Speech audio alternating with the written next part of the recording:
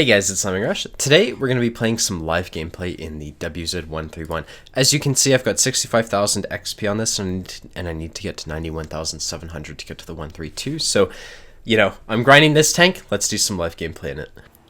Alright, so for this one we're on Halluf. Now, my experience with this map, especially if you're middle tier, is that you're going to be actually really useful in a WZ131 by playing C2 very aggressively at the beginning. By taking a look at the enemy team lineup, you can see they've only really got tier, well, they do have this guy. So my inclination often what it is to basically go up to the B2 corner and see if we can aggressively spot anyone. That often buys your team time.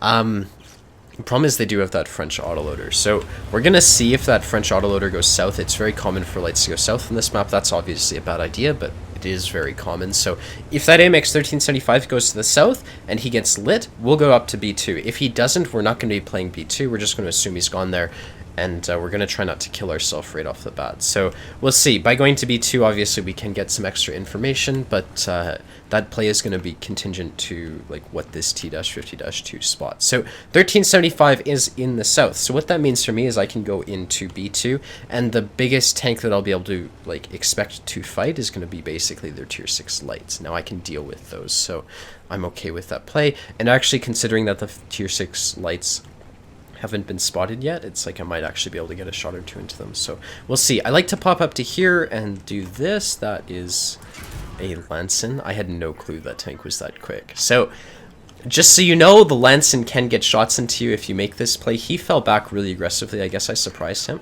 That bought me some time, and I think my play actually promoted these mediums being as aggressive as they are. So let's see. I'm okay trading alpha with a Panther, generally speaking, but the thing is I've just got so little HP that it's not that great of an idea. That Lanson is poking out. Ugh! I lost all my HP right off the bat. Fuck. Okay, so now don't make that play if the enemy team has a Lanson, because you can expect the Lanson to get to that position. But now we're in this situation where they've got a lot of mediums sort of in A1. I think that's because I was so aggressive. They wanted to get early shots on the lights. That's pretty much it, honestly. I don't our heavies should be able to deal with those mediums no problem. It might actually work out. So I'm gonna poke this carefully. Okay, good.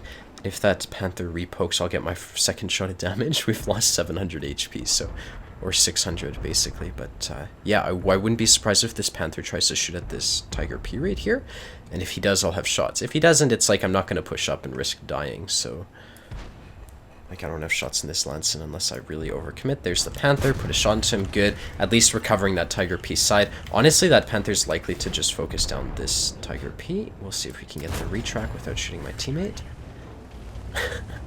I was worried about shooting the Panther, but that 3045 did a fantastic job of blocking my shot.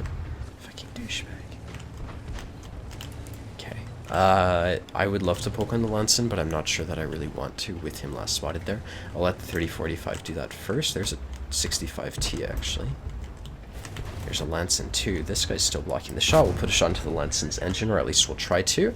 And this Panther should repoke, especially because that Tiger P is there. So I would expect that Panther to be repoking. This Lanson's obviously distracted, so I can kind of come out to here safely. The thing is, we are winning right now, but I could see this game turning around if a lot of our if this AMX 65T started to do work.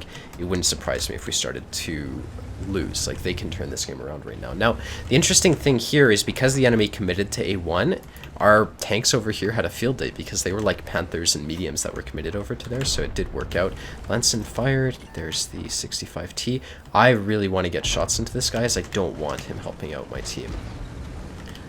Whew, Jesus. We're just getting in each other's way over there. What's the Lanson's alpha? 180. So I'm actually not really okay taking another hit from the Lanson. I'll be able to get shots on the 65T in a sec, especially if I come wide like so. That Lanson didn't expect that play, so it actually worked out. This 65T is looking away, so I'm going to drive forwards. The Lanson should drive forwards. Oh, I just rammed a heavy. I'm a fucking genius. Okay, let's see if that Lanson YOLOs me. That would be a reasonable play for him to do if he wanted to kill me. Dicker Max fired. Maybe we can beat his reload. Good, let's see what that Lanson does. Like I said, his best play almost is to YOLO me if he just wants to get an extra kill, so I do have to be aware of that. Right now, when they have 4 tanks spotted, my inclination is to flank the Dicker Max and the Lanson, but we'll see what the Lanson does, and you can see this game is beginning to turn around. So one of the big things here is actually just not throwing the game. So what I'm going to do is I'm going to come super wide. I kind of expect this Dicker Max to expect me to... There you go. He's facing me. So the reason I was coming hella wide like this is just so the guy didn't expect it. There's the Lanson. He's probably looking my way because he got flanked. He's not, so I'm able to put a shot into him. That guy is a one-shot. They also have that ISU and shit left, so we're going to take... Okay, never mind. We don't get the kill. And now it's just a matter of chasing down the SU-130 PM and the ISU-122S. So... yeah, you can see, you can kind of predict that they would have been able to bring the game around. Oh, for fuck's sake. Luckily, he was looking far off into the distance. I was able to get one shot into him. See if we can get the kill. Doesn't seem like he has the greatest reaction times. He dies right there. That's 1770 damage. Now, I would expect this SU-130 PM to be on this corner, camping me. There you fucking go. Called it. He fired. Let's see. We can get one shot into him. Good. We're going to keep chasing him down. And the reason I just expected that is because it's a very common play. You know, if anyone's been sitting in base all game, they're going to play the first corner they've played all game, and that's the one that, you know, they would play if they're trying to watch, you know, how do I say it? They've been sitting here all game, they come to this corner because that's the closest corner available to them, and they're a TD driver, so they're not really going to move. Now, I was able to get an extra shot of damage before I died. I'm okay with that. Obviously, if I had not died right there, I might have gotten an extra shot, but, you know, it's an extra shot of damage. We won the game, and ultimately, that's the most important thing. So, we'll go take a look at the end plates, and we'll go from there. Alright, so that was a victory, obviously. Master Badge, First Class, Confederate. I don't know what this other medal is. I really don't care. 43,000 credits, 2,205 damage. That puts us as first place on the team for damage.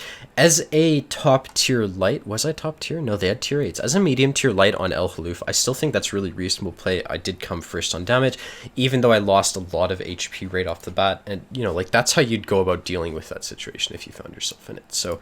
you know, that's the game. That was 12k credit profit, 12.8k credit profit, actually, and fired 15 shots, 13 of them hit, 11 of them penned.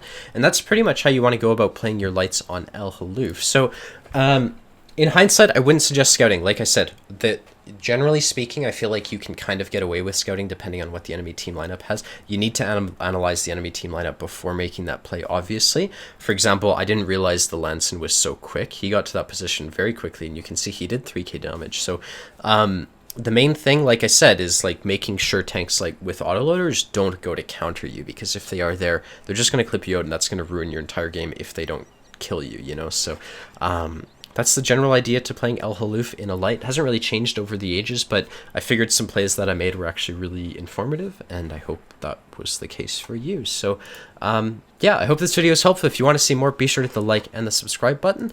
And, yeah, one thing you can do if you want to support me is you can subscribe with Twitch Prime to my, like, Twitch channel. That'll give me an extra, like, a $2 or whatever. So if you want to do that, that's a great way to support my channel for free. And, yeah, bye for now. Thanks for watching.